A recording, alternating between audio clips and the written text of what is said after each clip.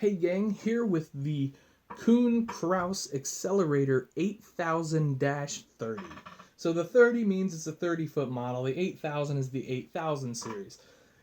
Here's the trick with these. They've made two. This 8000 series was in the first run, and then they came out with an 8005-30. So this is the early run, 8000 series. I think they're basically identical, although admittedly I don't have an 8005 here to tell you. So, anyway, that's that. So we're going to run through this. We're going to look at the details of it. We're going to talk a little bit about it, and we're going to give it a collector score. And first, before we even get into this, down below in the comments, let me know what you think of this. Also, let me know other tractors and implements you want me to review in the future. We'll do that. We'll give them a collector score. I think this collector score thing's cool, and a lot of people seem to be liking it, and I like it. I think it's fun. So, all right, guys, let's talk tractors, y'all.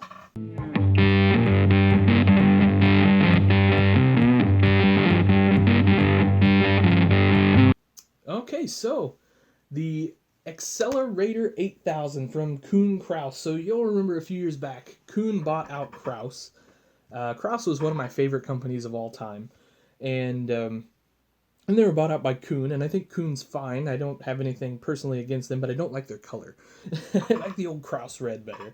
But this is called Vermilion Red, I believe, now. And it's okay, but I just like the old one better.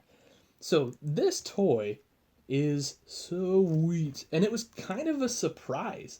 I don't think anybody expected these when they hit, and everybody was like, mind was blown. And these were the super hot item at first. I mean, super hot. Like, these retail for like $30, or they did when they were brand new, and then everybody got them. They were kind of limited, and then they started going for like 50, 60, 70 bucks. I think somebody even told me one time they saw a dealer that had $100 on them. Now, whether he sold them or not, that's a whole different topic, but that's what he was asking. But it's a really, really sweet little implement. 30 footers, so you're going to need some horsepower to pull it, and you may have seen that it's got the flip down jack, which is pretty cool. It has this hydraulic sleeve, and then the hoses. They don't really go to anything, but hey, they're there. And I think the hydraulics are mainly run in frame on these new Kuhn products. But now, the lift wheels do not go up and down, but for $30, I'd be shocked if they did. We do get these really nice cylinders, and they're cool. They've got this nifty, like, kind of silvery but not super shiny look. And then they look beefy too, and they hold it up nicely. In fact, they will hold it in just about any position. Maybe not any position, but just about any position. You get some great decals on the side, logos from Kuhn, so on and so forth, and you can see everything you need to see there. If we move around to the back, so this was like an old Krause trademark. They put Krause across the back on this billboard. I always thought that was sweet. I just thought it looked cool going through the field. So now they're putting Excellorator on these, which is pretty neat. It looks cool. It's a really great tampo there, and then you've got the slow moving vehicle sign as well. All right, so let's look at kind of the meat and potatoes of this, if you will. So on the front, we get a serrated disc, and I don't know if I can get the camera. There we go. Oh, almost at it. Almost at it. Let's try it. Well, technology fail. You'll have to give me the benefit of the doubt that this is a serrated disc, and it's just really sweet. It's neat. It's a really, really neat detail. Yeah, well, poo. Okay, I give up. Okay, back here you get the same serrated disc. These roll, by the way.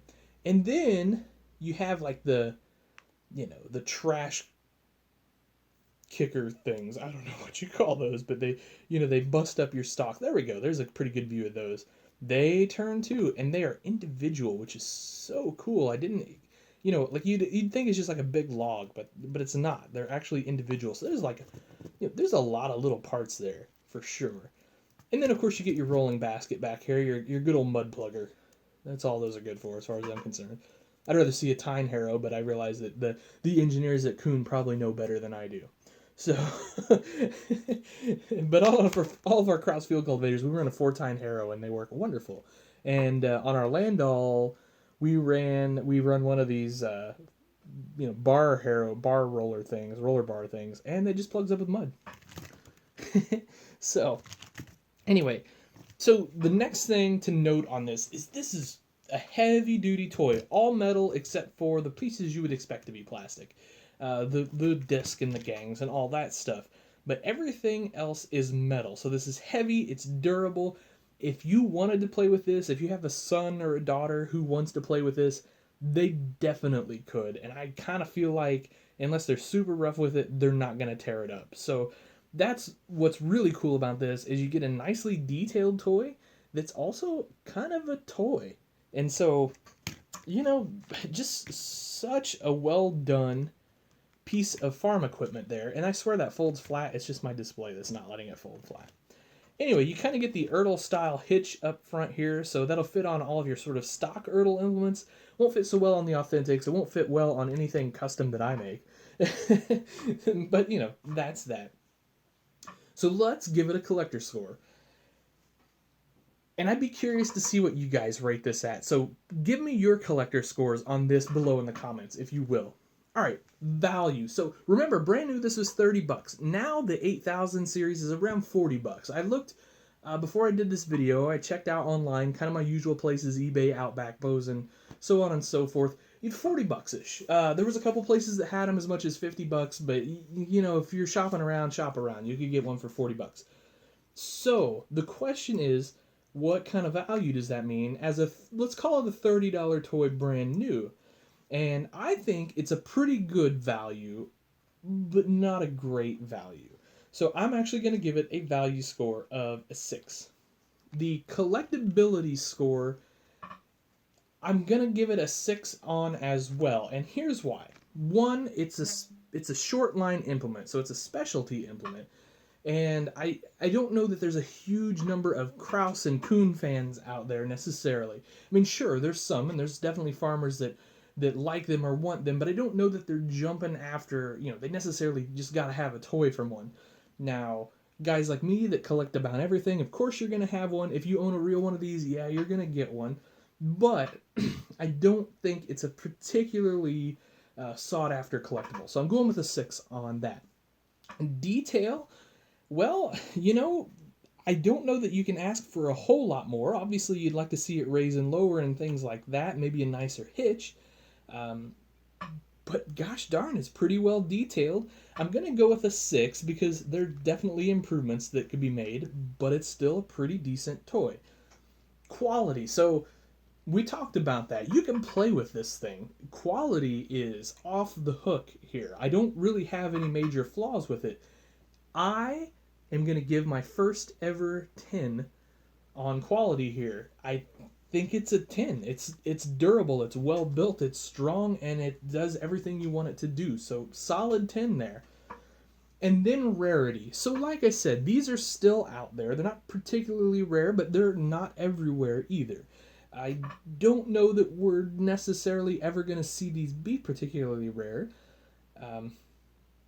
For the reasons I said earlier, it's a short line manufacturer, and so I don't know that they, there's a lot of people that just gotta have it. They don't have those crazy fans like John Deere or Case IH do. Nobody's getting into arguments on the internet over if the Kuhn Accelerator is better than the Landau whatever. That just doesn't exist. The brand loyalty is not that strong necessarily. So I don't foresee these being untouchable. But at the same time, they're not everywhere, like I'd say a John Deere would be. So we're going to go with a 6 on rarity there. So that gives us, if my math is correct here, a 34. So that's kind of interesting now that I'm thinking about it, because that basically puts us where the John Deere 8530 was that we talked about earlier in the week. So again, I think toys that fall into that 30 to let's say 40 range are excellent toys for collectors that are wanting to step up from the entry-level stuff, just from your off-the-shelf stuff. And I think this fits into that perfect. This is a great 1/64 scale implement for a lot of reasons. So, all right, guys, that'll do it. You'll have to tell me what you think in the comments below.